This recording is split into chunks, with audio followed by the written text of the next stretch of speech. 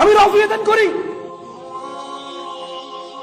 আপনি আমাকে ইহুদির দালাল বলেন, কিন্তু আপনি বলেন না ইহুদি। কোন ইহুদি এই লেখা লিখছে? আমি আমিন বলি,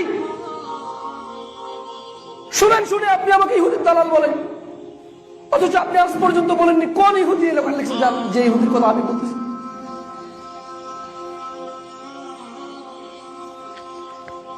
আমি তাশাহুদে বসে আঙ্গুল নাড়ি, আপনি বলেন আমি ইহুদির দালাল।